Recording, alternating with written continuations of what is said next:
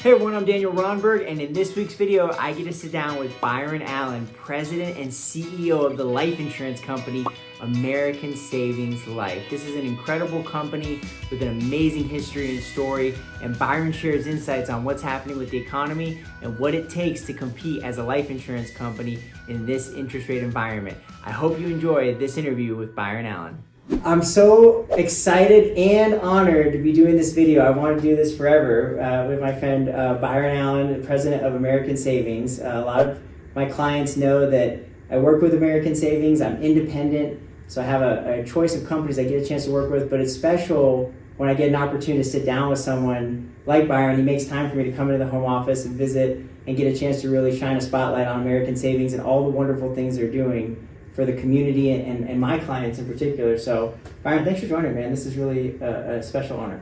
Thank you, Danny. I appreciate it. It's a privilege, really. It is. It's cool to be able to take time to do stuff like this. Everybody's really busy. I know how busy you are, so it's huge to be able to come down here and get some time on your schedule, and happy to. It means a lot. So, what I want to do is just dive in because this company is so unique and special, and I really am very grateful to represent them as an independent agent here in Arizona. And so I want to dive in and talk about really what you feel is the mission of American Savings Life. Well, Danny, we have a formal mission statement. Okay. The formal mission statement is to improve your financial well-being.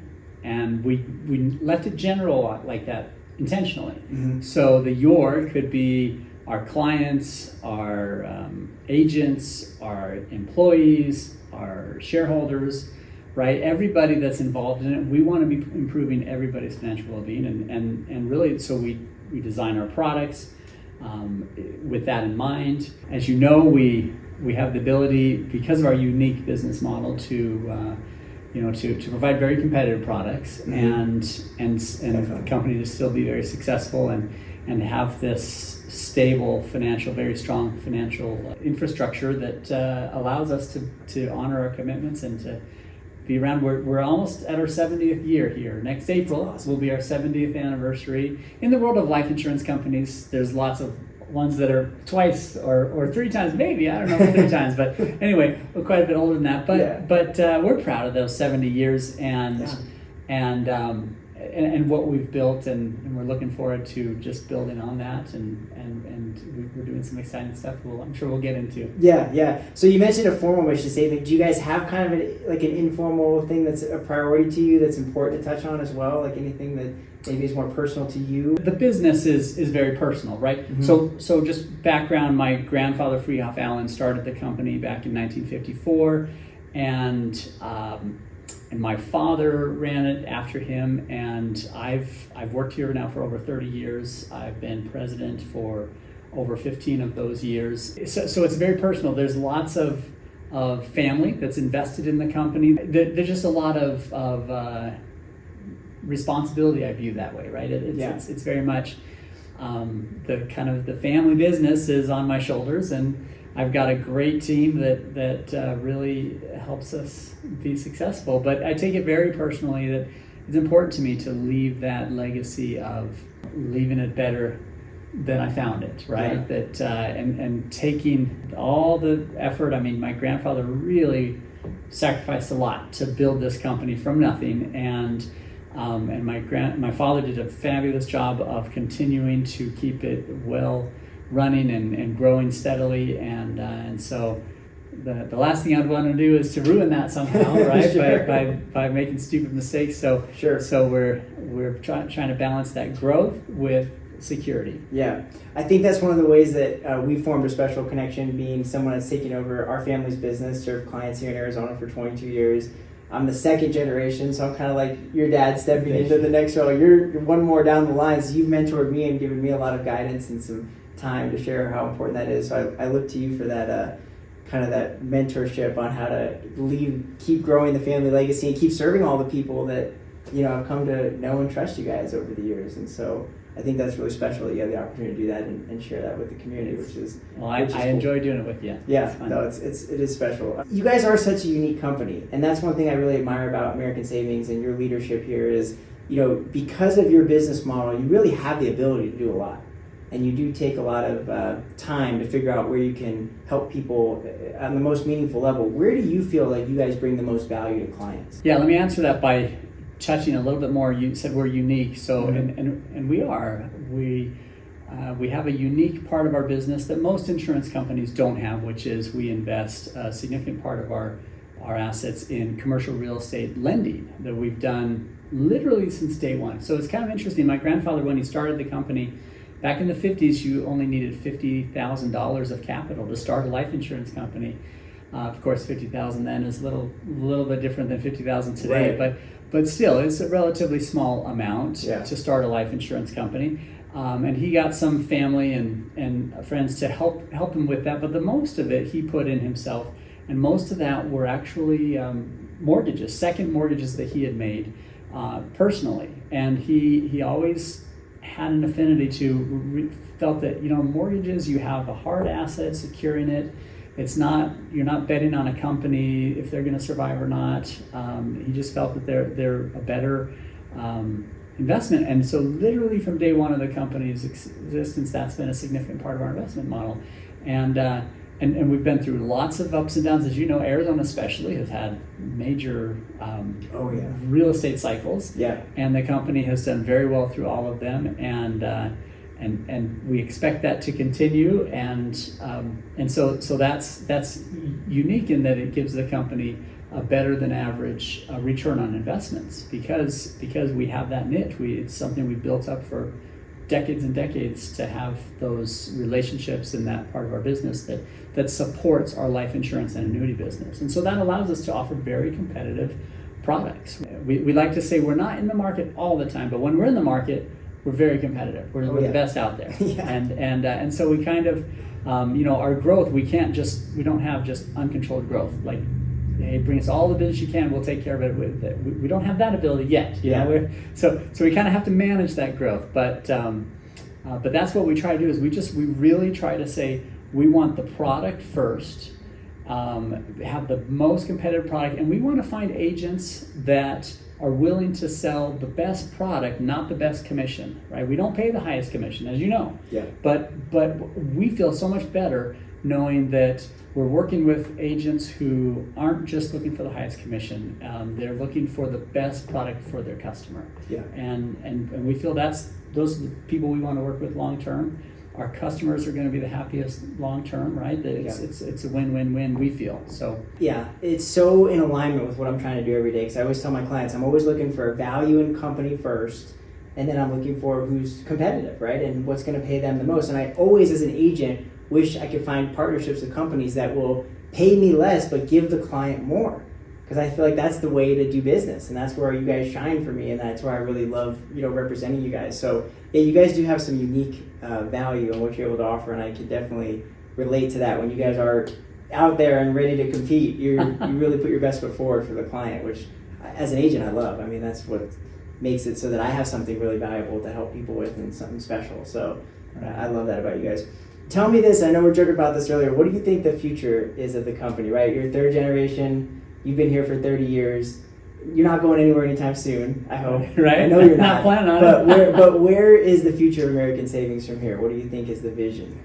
It's exciting. I was joking with you earlier, I'll share it with them, but because we were talking a little bit about this question, and I don't know if you guys remember that 80s song with it says, "The future's so bright, I gotta wear shades." And that's how I feel. I really feel like Jim Collins, Good to Great, he talks about the flywheel, right? And he talks about how you look at these companies that grew a whole bunch, and it looks like they just grew out overnight. But what you don't see is the 20, 30 years beforehand, where they really built that foundation on which then their growth took off of. And I really feel like I can relate to that we've spent, we spent a good amount of time building this very strong financial foundation, getting into the annuity space. We've been in that space for about 15 years now, and we've been in the single premium whole life space just a few years now. And there's lots of ways where we have been kind of just developing our foundation and spinning this flywheel slowly, faster and faster. but it's really getting to where we're expanding our number of states that we're in. We have some pretty ambitious growth plans that we're looking forward to over the next few years. Won't go into a whole lot of details at this point, Sure. but it's bright. It really is. It's a wonderful thing to have a company with a strong foundation, a great team, and I've got a board of directors that really wants to see us be successful and grow, and so they're encouraging that growth and want to see it, of course, within prudence and safety and all that as well.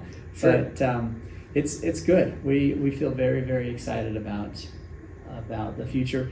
You know, the recession, the economy, the interest rates, all those unknowns, those economic unknowns, right? That's part of life. I mean, that just happened, right? There's always going to be economic growth periods and contractions, and we just keep doing great work. We make investments that we say, is this an investment we would be happy to own during a recession, or what's the downside risk? And as long as there's not much downside risk, we make that investment. We don't shy away from the what ifs and the fear, uncertainty, and doubt, right? Yeah. But you take all that data point into consideration and keep making the best decisions you can. And I think more often than not, you make smart decisions. You'll have a few strikeouts, but for the most part, Babe Ruth had a lot of strikeouts, but he had a lot of home runs, right? Yeah. And it's true. And you just take the lumps along the way. Yeah. You guys seem to be very rooted in the principles and values that got you here, but you also seem to be very optimistic about the growth and the opportunities you guys have in the leadership team here with you and Michael and the board and the team. It's incredible. I mean, you guys really are constant in terms of seeing how you can improve and optimize what you offer to bring more value to the clients, which, again, that excites me. That's why I'm here. I want to spend time with you. And so you touched on my next question, which I appreciate, which is, your outlook for what's happening with the economy right now. And, you're somebody who's taken time to share with me. You running a life insurance company, you see a lot of very important economic data regularly to help make sure you're leading the company and making the best decisions you can. So in terms of these interest rates, just what are your thoughts? I mean, based on what you've seen, I know it's hard to predict the future, but being running a life insurance company and being someone that's sensitive to interest rates somewhat, even with your business model the way it is. Sure. What are your thoughts on the future of rates? I believe that the time of low interest rates is not going to go back to that anytime soon. I think that was a phenomenon that's probably, we're on to the next part of our country's economic history, and that's going to be, in my opinion, it's going to be more of where interest rates are now, but that's going to be more of the norm. I don't have a crystal ball, right? So I'm just making educated guesses, but Sure. My educated guess is that the low interest rates that we had were designed to stimulate the economy, and I think they overstimulated the economy, and we had them low too long. I think it was important when COVID happened. I think what the government did as far as providing the stimulus payments and things like that, providing the SBA loans for businesses, those were really important. That because we had such a huge black swan event of shutting down everything, right? That could have gone really, really bad. And so I that was fine, but my problem is they kept doing it, right? And so it just kept putting more and more gasoline on that fire, and now that led to too much demand and not enough supply, and that rises inflation, right? Rises prices, which increases inflation. Yeah. And so they're trying to battle that because the Fed recognizes high inflation long term is really bad for the economy, and so they've raised rates to try to slow down that demand and try to slow the economy down. It's just spinning too fast, and it has been slowing down, and it will continue to slow down. Will it break? Will we have a recession? Who knows, right? It's like someone told me that the recession is kind of like Sasquatch, like it talked about a lot but never seen, right? The recession's kind of like that, right? It's like we hear about it's supposed to be happening, but who knows if it's going to. And so I think interest rates might go up a little bit more if inflation continues to stay. They might raise it. I think they're planning on a quarter. They're expecting. They're kind of telling people expect another quarter point raise.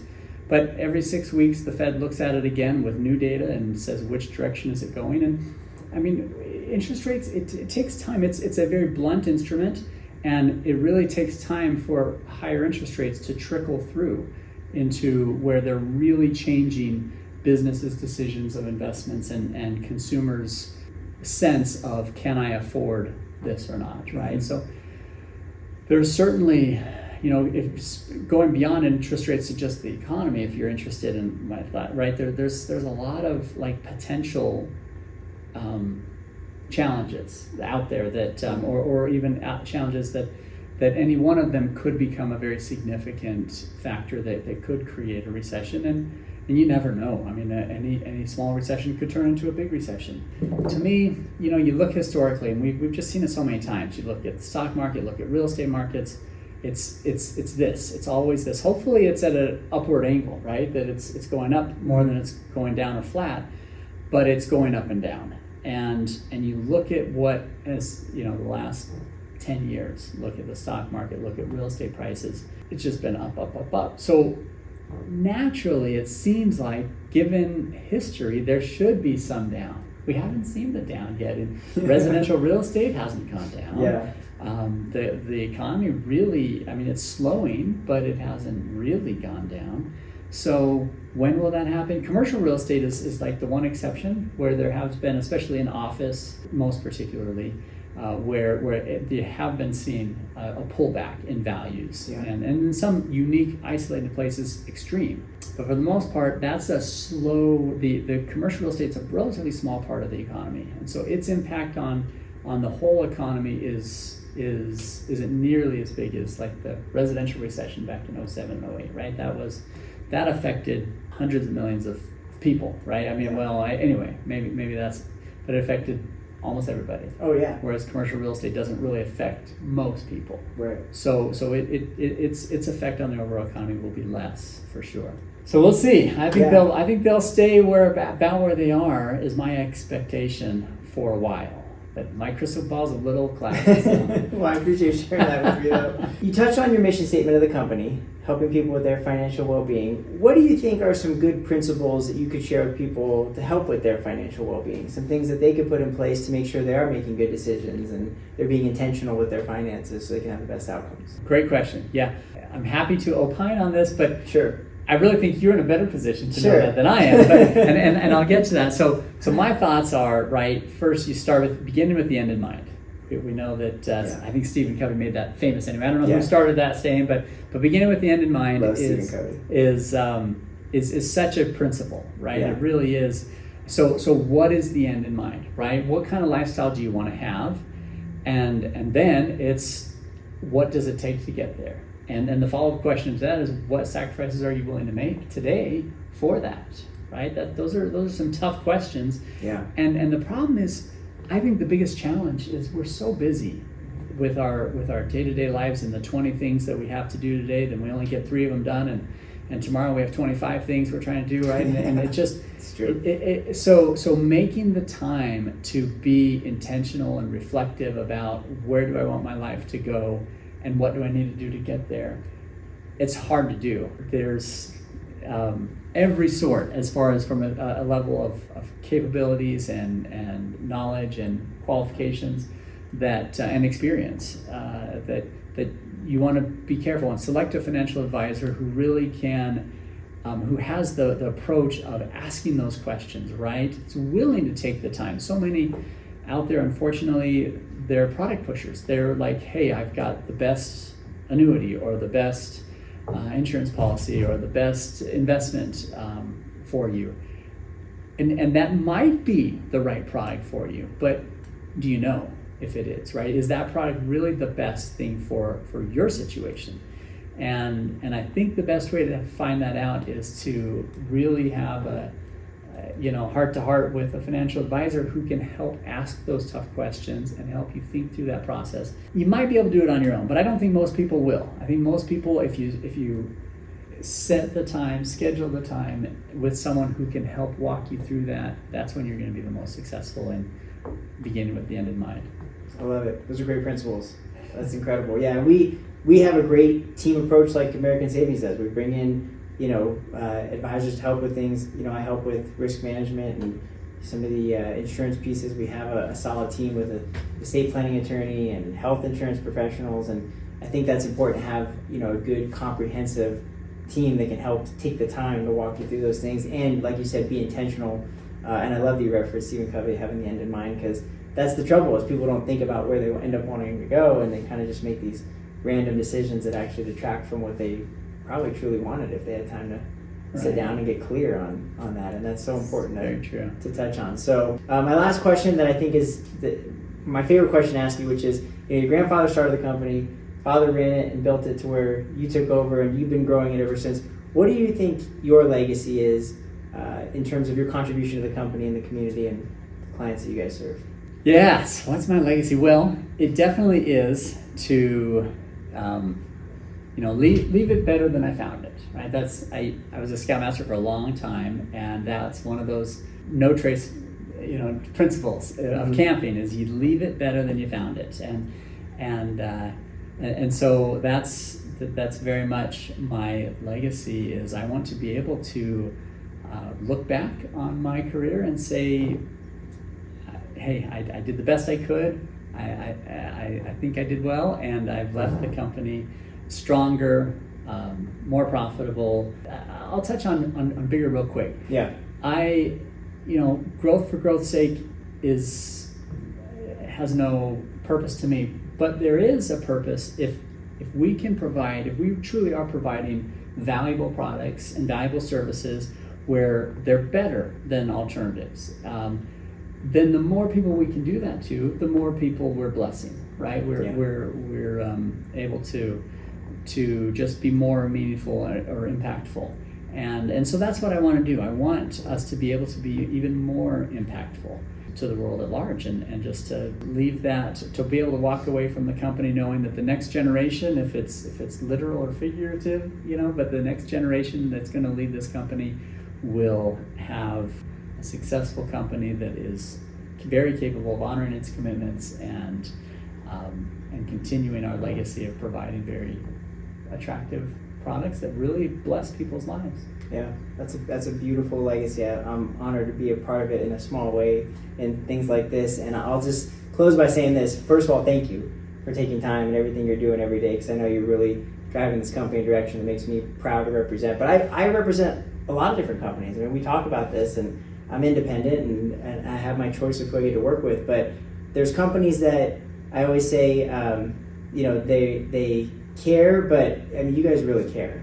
That's, the difference is, they'll send out representatives to maybe check in, or they'll send a survey or something. But the fact that you guys take time with your leadership team to reach out, see what you can do and how you can show up and what you guys can do to give, it makes all the difference. And it's really abundantly clear when you look at what you guys offer and how you take care of people. And so it's cool to be a part of, and it's great to work with a company that actually cares. So.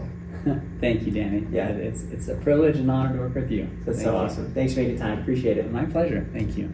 Thanks so much for watching. I hope you enjoyed the video. If you like this kind of content, please take a minute to subscribe to the channel and hit the like button. It allows me to share this with more people. We come out with new retirement content once a week. If you have any questions or anything you want to learn more about, please put that in the comments down below. As always, I'm Daniel Rondberg. I'll see you in the next one.